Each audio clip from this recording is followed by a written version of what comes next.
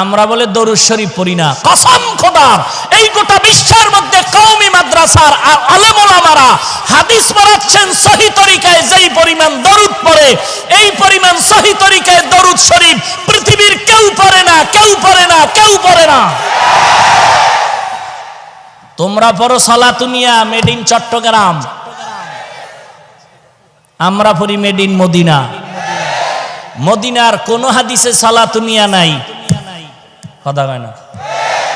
থাকলে দেখো আমরা করি।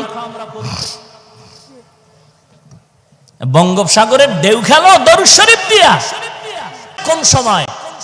শুধু জেলাফি দিবে ওই সময় অনুষ্ঠানে, না সব সময়? নবীর দরুদ কম হবে না বেশি বলেন? তাহলে বেশি যদি পড়ো, বসিয়াও পড়ো, দাঁড়ায়া পড়ো, শুয়ে আসো পড়ো, নাকি শুয়ে থাকলে হবে না? তো নবীর দরুদ পড়লেই কিয়াম করা লাগবে, পাইছো কই?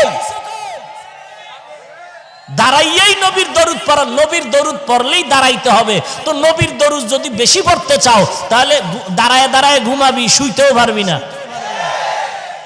এবার ফতুয়া দে, কেউ যদি শুয়ে শুয়ে নবীর শানে দরুদ পড়ে গুনাহ হবে? দরুদ পড়লেই দাঁড়াইতে হবে, কই পেয়েছো?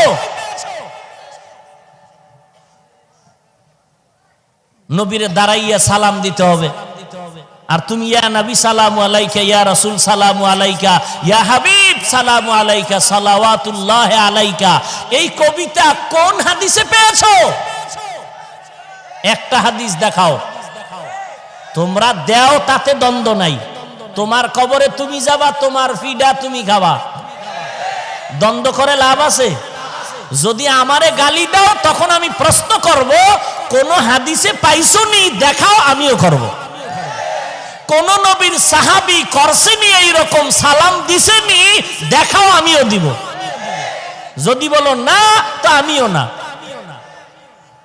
আর যদি গালি না দাও তো তোমার পথে তুমি, আমার পথে তুমি, কারো কোনো কথা নাই। তোমার পথে তুমি চলো, আমার পথে আমি চলি। যখনই আমাকে বলবা ইয়া নবী সালামু আলাইকা দাঁড়াইয়া না দিলে কাফের, তখন তোমাকে কিছু কথা বলতেই হবে।